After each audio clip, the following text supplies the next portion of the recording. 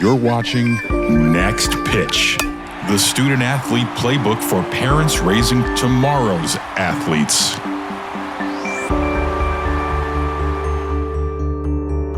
Hi, my name is Anthony Leveritz, host of the Next Pitch podcast, and along with my producer, Jason Cardona, we are excited to bring you our first series, sort of charting the journey, the life cycle of a student athlete playbook for parents and coaches, joined today by very special guest, Dr. Ryan Baugus, owner of Headquarter Physical Therapy, and going to talk about all sorts of different things today. Sports science, multi-sport athlete, physical therapy. We'll talk a little bit about some nutrition stuff and when to start bringing that stuff in. But kind of a holistic approach from getting involved in athletics all the way through becoming an elite athlete, and what does sports science play? What role can sports science play for young people all the way through being an elite athlete? Ryan, thank you so much for joining me. My pleasure. I'm happy to be here. First of all, why don't you give me your background, kind of how you got to be sitting here, where you came from, what you do now, kind of your thought process, tell a little bit about your company. Just kind of give me an overview of what you want people to know about you. You got it. So just probably start back at Oregon State University, where I studied athletic training. It was a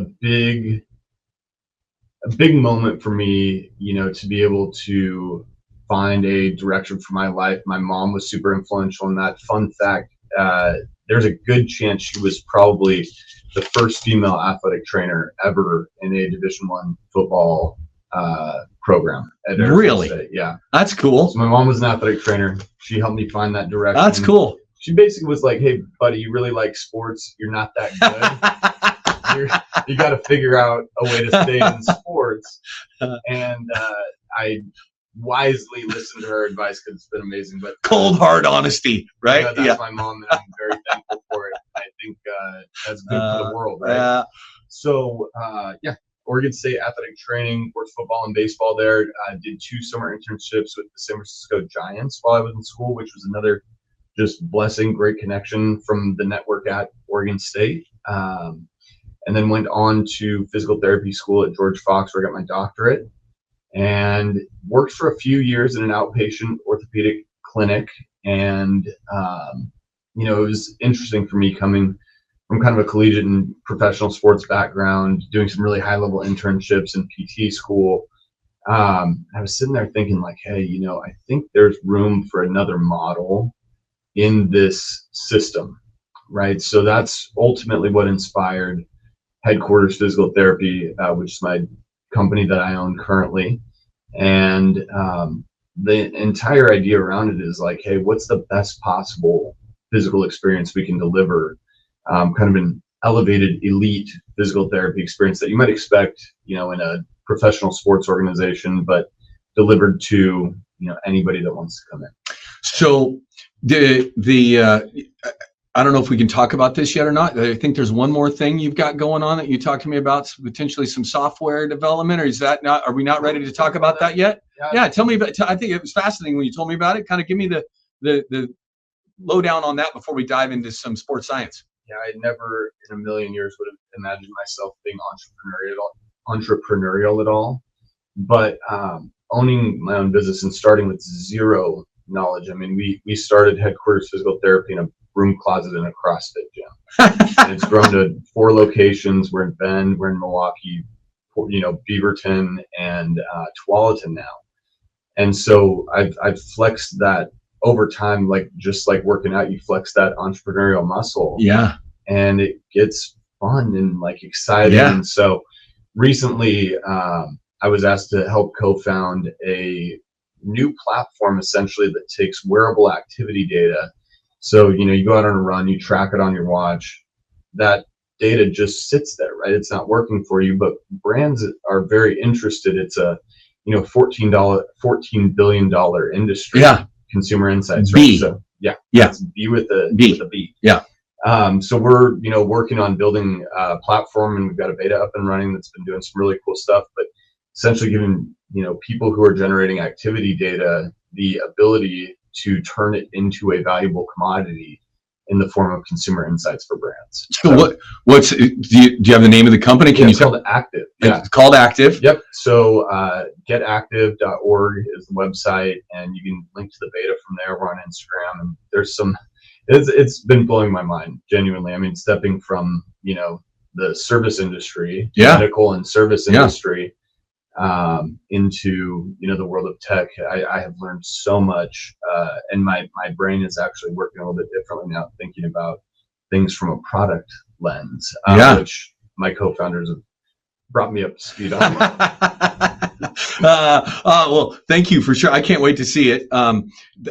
Let's dive into kind of, obviously we want parents and coaches and young athletes to gain some insight from what we're doing here, have an impact on people's lives if they hear this.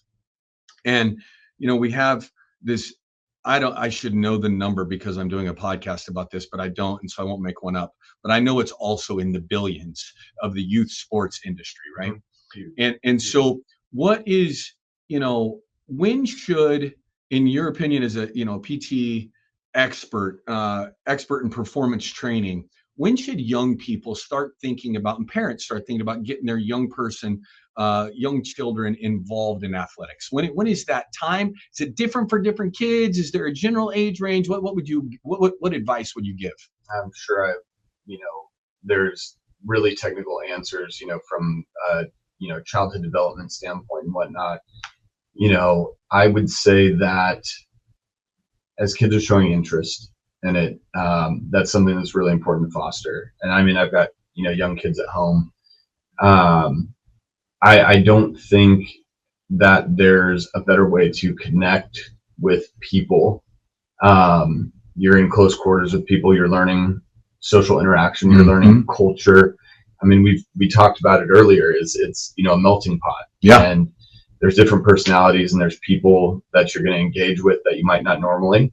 And working through those situations are amazing. So from a very young age, I think, and that's not just team sports, that's individual sports as well. I mean, you're working with a coach, you're working with somebody who's an opponent, right? How do you interact with an opponent? You mean multiple sports? I shouldn't specialize when I'm in the second grade? That, all of the research is pretty darn clear on early specialization not being the best.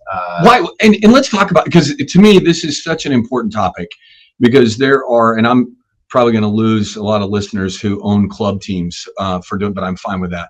There's so much money in getting kids to specialize in a sport, right? But there's tons of data that says that's not healthy, both for the brain and the body.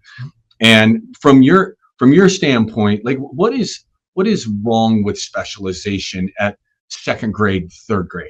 Yeah, I mean, it's development, right? So, I'm in the same boat as you. I don't want to piss anybody off, right? But like AAU basketball, for example. You can be. Why don't you get mad at basketball? I'm a basketball guy, so get mad at basketball. Let's use basketball. Let's talk some basketball. Okay. So, you create a model where the key isn't development, right? It's survival of the fittest. Mm-hmm. And so it's more so, the young athletes that can survive the rigors of the season and the travel schedules and the financial constraints and all of these things. And there's great ways to do it. I would cite eForce, for example, who are very close to me, Ryan and Alex. Yeah. And I know you've had Alex on as a guest. Yeah. And, they're heavily invested in development from a strength conditioning and performance training side, as well as, and they mesh those two things. That's why my son's a part of that program. I mean, it's a special program, and they're special guys. Yeah. They see it and they get it. But I think the development, when you're talking about early specialization, sport specific, or you could say sport relevant adaptations are just that. They're very specific. I was telling a story. I actually told this on Instagram not too long ago, but I'm working with a professional soccer player. I looked down, and her shin muscle, her tibialis anterior on the right side is like bulging, and on the left, it's just a normal tibialis anterior. Well, she lifts her toe up all the time, every time she passes and shoots and kicks, right? Yeah. And it's years and years of that, right? Now, there's nothing wrong. In fact, we talked about this with Brandon. There's nothing wrong with these sport-specific and sport-relevant adaptations. But, from a young age, moving in different multiple variable planes of motion, learning how to react to different types of stimulus, whether that's a defender running at you or a ball coming toward you or an implement in your hand versus something where you're just using your hand. I mean, you can talk about gymnastics and wrestling and all these things, right? And you're going to learn more from the experience, the organic experience of dealing with those stressors to the system in terms of the forces that you're dealing with, than you are, someone just coaching you on a specific way to move. Yeah. Right. So I think that's ultimately what it boils down to. So we talked you were on a previous episode with me, and Brandon Cooks was on, and what a great job he did on the show. So people get a chance to listen to that. You should. And a lot about, being a professional athlete and what that looks like. When, from a youth athlete, right? I've got a third grade son or daughter that's playing soccer and basketball and baseball and maybe running track in 6-week seasons. So they're in half the year they're involved in the sport. When do I start thinking about, as a parent, introducing, and I know sports science is a big broad term, but the performance training, the basics of it, stretching, taking care of my body afterwards, talking about nutrition, and in what kind of doses do you recommend that, and at what age to start having those conversations with really young kids? Yeah, I think when they're interested in it, and if they're invested in sports and something that's meaningful to them, 10 to 12, even earlier sometimes. Puberty throws a big wrench into the equation. But yeah, teaching, the basics of strength conditioning and performance training and recovery, which in reality, it's funny, like the basics are the basics for a reason, and they carry through for the rest of your life. I mean, we talked about it: sleep, nutrition, appropriately dosed stresses and strength conditioning. Those things are things that'll carry you through. And if, from a young age, you can start to develop some of these great habits, you're going to set your young athlete up for great success. I mean, the true technical answer is it depends. Right? I mean, those is that a technical answer? Well, yeah, those answers suck, right? But 10, 11, 12 years old, you set up an environment for them to be able to express movement and to deal with stressors, and that stress could be a weight. Yeah. It could be a plyometric movement like a jump or a land, and you let those movement patterns self-emerge, right? You set up a good environment for that, and you let them express movement. It's powerful. So I want to go back to a term you just used, appropriately dosed. So everybody's trying to keep up with the Joneses, right? Like and I think this happens a lot in youth sports. Well, my daughter started lifting when she was 9. My son started lifting when he was 12, and he can bench press 140 pounds. Those types of things can be dangerous, right? So where do parents go to find out when it's okay for their kids to start getting appropriately dosed lifting and training modules, that in your opinion, in your expert opinion? Yeah, I don't, and the thing is, it doesn't have to be scary, right? It is, I think, it's because your kids, and you're like, hey, I don't want to mess them up. Right. I would say that, a physical therapist is a great place to start. A great strength conditioning coach, a great athletic trainer. I mean, there's awesome resources out there for folks.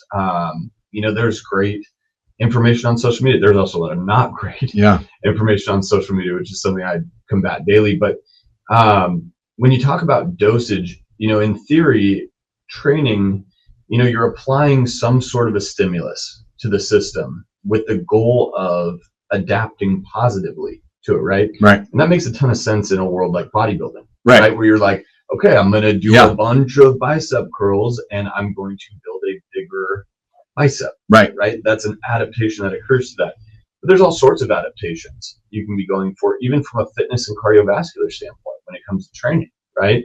And so appropriately dosed just means that, you're applying the correct stress that's in line with the adaptation that you're aiming for, and it's enough of a stimulus to move the needle, but not so much that it's going to lead to a negative adaptation. So it's just like medicine. Yeah. Right. you take too much of something, and you see the laundry list on the infomercials could lead to nausea, vomiting, death. You know what I mean? Yeah. It's like, don't overdose this thing. If you underdose it, you're not going to reach a minimal effective dose. So you're just taking a pill for no reason. Right. So there's that realm of, you might call it adaptability. Yeah. Right? When we come back on the other side, I'm going to dive into kind of, well, a whole bunch of stuff, but really take a deep dive through. I'm done with youth sports, and now I'm going to be a high school student athlete trying to be recruited, and kind of what that journey looks like. And we'll get back when we get back from this break. Welcome back to the Next Pitch podcast, student athlete playbook for parents, coaches, anybody that supports a student athlete. We think you can get something out of this. Super fortunate to be joined by Dr. Brian Baugus here today, owner of HQPT Headquarters Physical Therapy, talking some sports science, and we finished the break talking about, before the break we talked about appropriately dosing, right? And I know I grew up in the world of basketball, but I played multiple sports, but I grew up mostly in basketball. And everybody talks about, we got to get stronger, right? We got to get stronger, and it's all lifting. Like I got to get my pump on. I got to get in the gym and I got to lift. But there is so much more to being an athlete than just physical strength, right? We're talking about being able to run faster, jump higher, be stronger, have more lung capacity, be more flexible, like all of those things. How do you approach sort of the whole, I know how you do, but I know a holistic approach to being a better athlete, not just getting stronger and not just lifting for the sake of having some iron in our hands. What is that holistic approach that you guys take and recommend for athletes of all ages? Yeah, I'll just say, the pendulum swings, and, my all-time caveat is, I do my absolute best to be as evidence-based and evidence-informed as possible, because I can give lots of anecdotes and opinions, but those are just that, right? Like, we have to have good, solid research, and there's more and better research coming out that changes my mind on things all the time. I will say that is so refreshing to hear. Oh. When you know better, do better. I love. We could do a whole podcast on that. Absolutely, that's amazing. Growth mindset. Yes, right? Growth mindset. So first off, there's, in general, no diminishing return on strength. There have been times with Brandon where we may have been touching Brandon Cooks, where we may have been brushing with the limits of that. But especially for young athletes, as strong as you can get, the better. To answer your question specifically, the way I approach an athlete, or typically any patient that's coming in to see me, is I'll think about things in terms of movement potential, movement expression, and movement capacity. So movement potential, expression, capacity.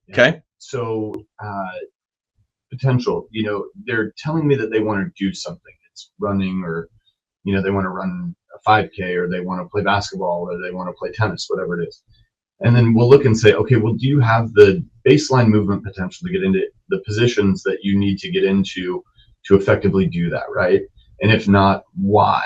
And if not, is there a workaround? Or is this something we actually want to spend time going after in terms of increasing, let's call it, your overall movement potential, right? And then you have movement expression. So you're like, okay, you've got the potential to move into those sport relevant or activity relevant positions. Can you generate that on your own? And can you repeat it to a certain degree? And then you get into movement capacity. And this is where kind of like the term capacity building, which is huge in my world, comes from. Is, you've got essentially two different types of movement capacity. You've got a perceptual capacity, which is what your brain understands about the reality of your situation.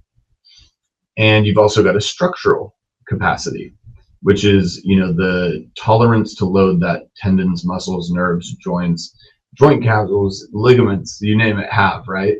And so you can look at that movement capacity from, the brain side of things and from a structural side of things. A great example is, if you have a severely strained hamstring tendon, the structural capacity there is going to be very low for load. And the perceptual capacity is also going to be very low because it's very low. It hurts. It's very painful, right? Yeah, I got pain. And your leave me brain alone. is generating that pain experience. So that's kind of a framework that I'll approach people with. And by far and away, typically in the vast majority of cases, that capacity piece is the most important piece. Yeah. And ultimately, you're trying to build a capacity buffer for this person where this is their activity in its normal form. You're trying to build a capacity buffer to where they have room to move outside of that in terms of abnormal stresses or abnormal loads that they might experience, whether in sport or day-to-day life. And you think about that for injured and non-injured athletes, right? Absolutely. That's the way you approach both sides of those, recovering from injury and also just trying to get better at whatever it is that I'm doing. Yeah. And, there's some nuances there. We talked about with Brandon Cooks talking about understanding the mechanics of the season and, even, a deep understanding into the culture of, even like contract schedules and things. I mean, you can get really, really granular with things in terms of designing a program. I'll give you a really practical example of this. Okay. A senior in high school who's got, let's call it lacrosse. I mean, we're just listing sports. Yeah. Right? But let's call it lacrosse. And, this athlete they're in the state championship game and they've got a strained hamstring and they're never going to play. They're not good enough to play in college. This is their last hurrah. That changes how I'm going to approach this athlete versus a sophomore who's getting hit up by Syracuse and St. John's. Right. You know what I mean? Absolutely know what you mean. So those are contexts that change, the approach. So there's nuances there, but, there's a general framework behind it.